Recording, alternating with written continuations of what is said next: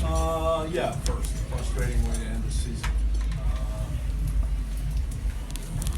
We've had experience now where we know what certain games will be like.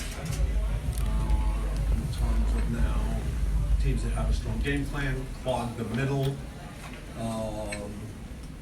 in an aggressive physical way, try to disrupt us from being able to play.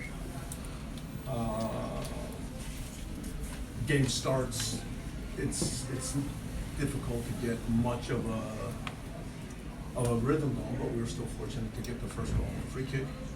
And then there's some defensive plays where we don't handle some situations right side. The first one, Tyler's trying to play out to our right side. The ball floats a little bit too much, and Arriaga wins the header and turns into a little bit of an advantage. We still have numbers.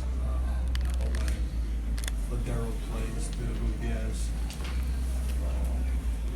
it's a play where Eddie decides he wants to step in and maybe win the ball. He's a little bit unlucky, but he could also control the ball. The next one, when the ball came inside, we had enough numbers. Edward ends up dropping into the back line, and when the ball comes across, we're a little bit slow to step up. That one was Ladero, right? Yeah. So, and then, we still felt that at halftime we could push the game more. And I think we had a fairly good start to the second half. And then off of a long ball, the decision, it looks like Walker's going to head it back to Tyler, and then we decide not to, and then again, the ball comes loose and turns into that kind of situation. So, look, we've had these games. We've had moments where we are the team trying to push the game. We're the team that's going to spend more time in their end.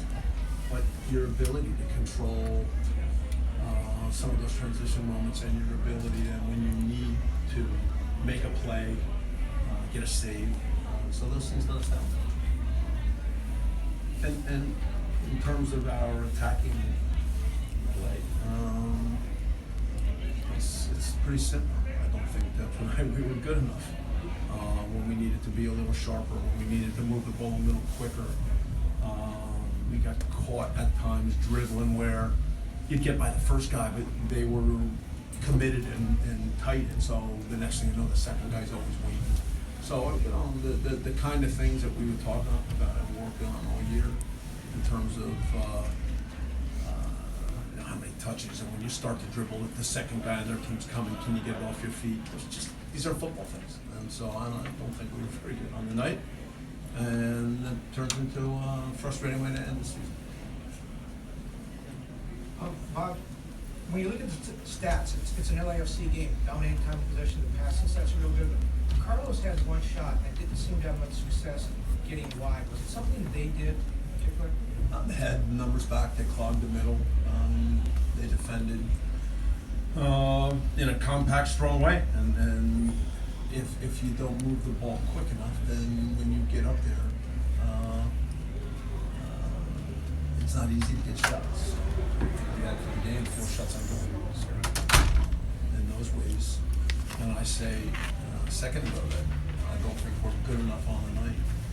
It's moving the ball quicker so we get a little bit of an advantage, and in some cases it's winning the ball a little bit higher so maybe we can create an advantage that way. Bob, when you look at your legacy for this season, do you have a feel for it yet? Look, the one word I never use is legacy. It's one of my least favorite words. I don't think about team's legacy, my legacy. No. Look, it's a season where there's a lot of good things, but it ends in a disappointing way. From day one, we set out to be a good team, to keep to have an idea football-wise what we wanted to be all about, and to build on that every day. And so it's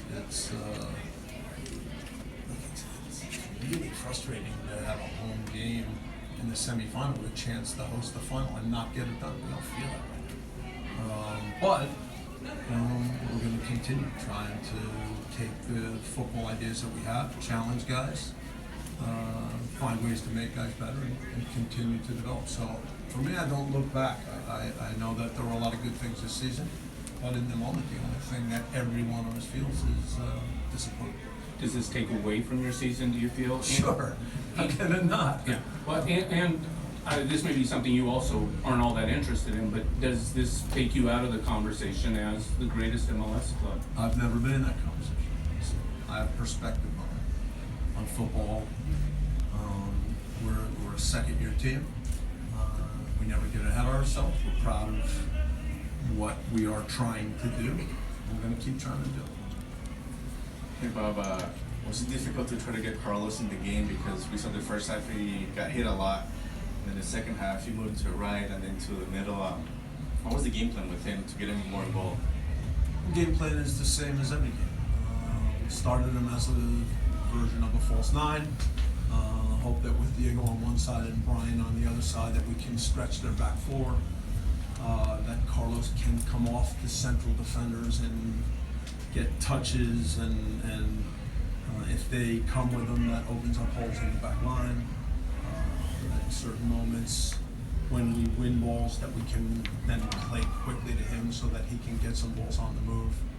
I think as a team, we're typically good at also, as we move the ball quickly and there's a chance to find windows between defenders or across the face of a defender, that we can make certain passes. But tonight, we didn't create as many of those moments because, again, they had a lot of numbers back and we weren't able to move the ball fast enough. I don't think we did a good enough job of finding the right spaces. When they clog the middle, you got to play from side to side faster, but you also have to find some spaces just if their midfield group is really packed in where you don't automatically go all the way out to the touchline, but you play just to the outside of the midfield in that half space. So those were a lot of things that we're good at that typically serve us well, but not tonight.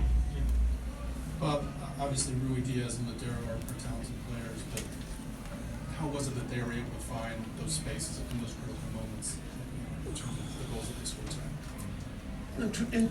In transition, Rui Diaz does a good job that if a ball pops loose, he's coming off the defender and making a little bit of space for himself. And I already gave you the answer to that on with Ladero's goal. That when the ball was on the right-hand side, Edward dropped into the back line. I think we didn't need him in the back line. I think he could have stayed right in the D. And so we ended up with a lot of people in the back line, and they made an inside pass, and there he was. So, in these situations, we had enough numbers. And so as much as now their idea was to play in transition, it's still that when certain plays developed, we had people to make plays, but they were a little sharper or a little quicker to get to it. But we were, in some cases, look, the first one with Eddie, we can talk about maybe he can control Rui Diaz instead of trying to actually win the ball, but Eddie's had an amazing season.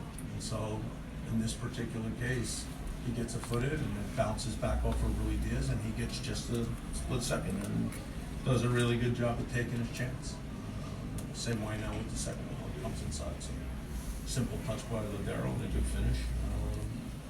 I've already discussed the third one, so it's similar. They get some chances, hit a ball wrong on the third one, pick up a second ball where we're a little bit slow and maybe not on the same page. I suspect that our defenders, Tristan, I think, probably thought it was getting headed back to the keeper, so when it got headed down, they were able to collect the second ball. He was too far wide at that moment. And then it came inside, and Rui Diaz just cut to Eddie's right. So he cut to his right, Eddie's left, but his right. And Jordan came inside. It was a split second late, and again, the finish is somewhere around the D. So they took certain plays, and they were sharp, and made us pay for being a little bit not making plays. This is what football is.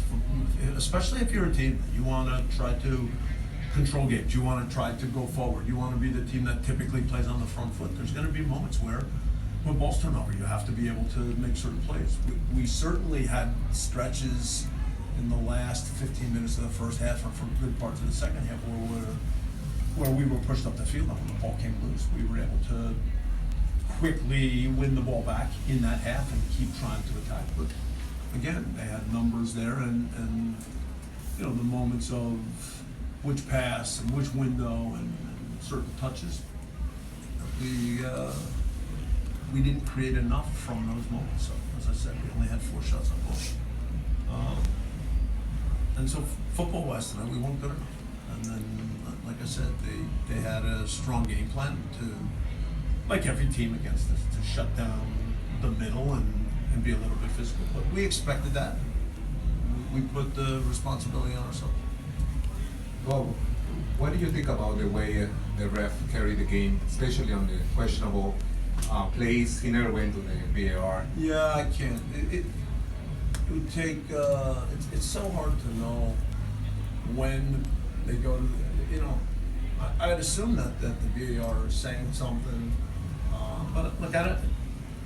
It's just not an easy conversation because sometimes we're not clear what they're doing and when they talk, and then you know the fourth official will say sometimes that it's shoulder to shoulder, and you kind of think, well, I don't think so. But I've not talked about the refs all year. I don't think we were good enough tonight, so please, I don't feel like getting into a long discussion on the referees. Bob, to follow up on that, the players reacted and the fans reacted like they'd seen a couple handballs. Did you notice anything from your vantage point? I see all the things that, you know, people in the stands see and everything else. So, you know, this is our game. I mean, yeah, I'm not going to get into a long discussion, but the handball law is hard to figure out to begin with, and then when you throw in VAR, and when you use it or when you don't, and it's not something that shouldn't be the topic tonight. You know, I started out and I spoke for whatever 10 minutes and I spoke about football. I speak about it the same way I do every game, win or lose. You know, the things that I think we try to do, what we try to be about as a team, and I gave you, I think, specifics on things tonight that weren't so good, and that's why we're disappointed. After Thursday, so it's such an emotionally charged game. Latif talked about it felt like you won the MLS Cup, but Carlos said the pressure was off. Is there any sense of your team that they weren't as sharp because the emotions were so high on Thursday?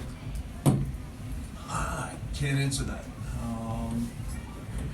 I think we always have the same approach. We turn around quickly from one game to the next. We were proud of the first playoff game and beating the Galaxy and moving on. We knew that this game was going to be hard. We never in any way looked past Seattle. We know that when you get to a semifinal, everybody on the field is fighting like crazy to get into a final. And we knew that they would have a game plan that I've mentioned. And so, for me, I don't think so, but you can ask some of the players. I hope not. Coach, a little bit on what you were saying, of course, part of their game plan was to contain Carlos. No, but it's not just to contain Carlos. It's to shut down the center of the field, to make sure that when the ball, that it's hard to play through the middle, that when the ball does get to Carlos's feet, that not only do they have a first defensive, but a second and third. So we've been able all year long to find ways. Every team all year long has a game plan for Carlos, right? That is obvious, right? And they have a game plan for us in terms of trying to figure out what do we do well, how can we disrupt a little bit of their rhythm, how can we, first, if we're hard around Edward out to Westa and the first pass can't go to him, does that disrupt things? These are the ideas that get put into play.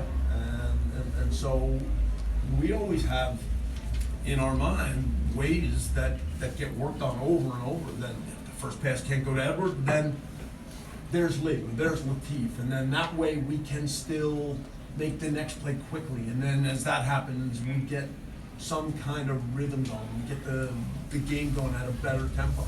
But I don't think we did that very well. So that meant that oftentimes for any of our attackers, when we got the ball to them, it was still difficult. There were so many numbers, it's hard to break through at that point. So that winning some balls in some moments where maybe if you win it, you can create an advantage. Not enough of those. So, yeah, same ideas as always, but tonight not good enough. Just a few more, Ryan. Bob, can you talk about the last word on Latif blessing his injury coming off? And you talked about starting the second half well. What did the team miss with him not being on the field and his energy and his work rate in those sequences to begin the second? No, I mean, look, you guys have watched Latif all year. You know that his ability to have energy, get around the ball, and so we missed that. But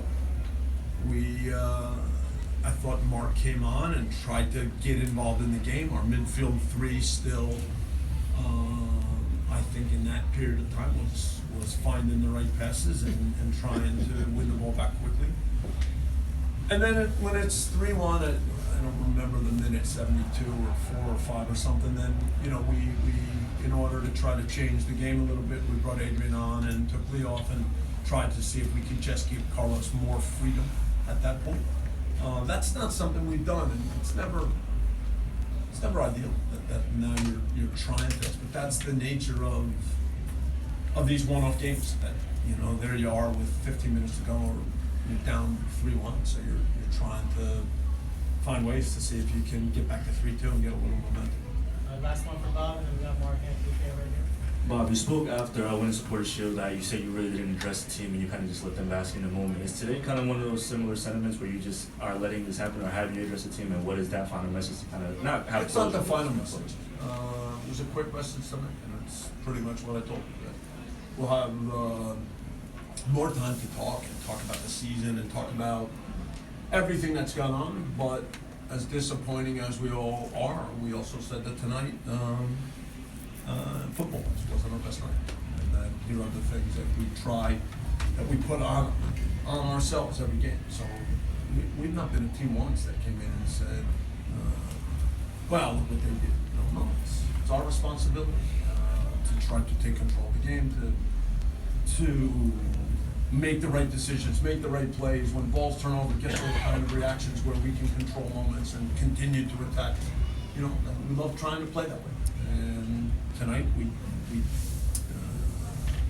we tried over and over and over, but still, all of a sudden, I don't think we were good enough. So we said that. That's how we talk to each other. And then we'll get back to the other things in a couple of days. Thanks, guys. Good. We got Mark here, Carl.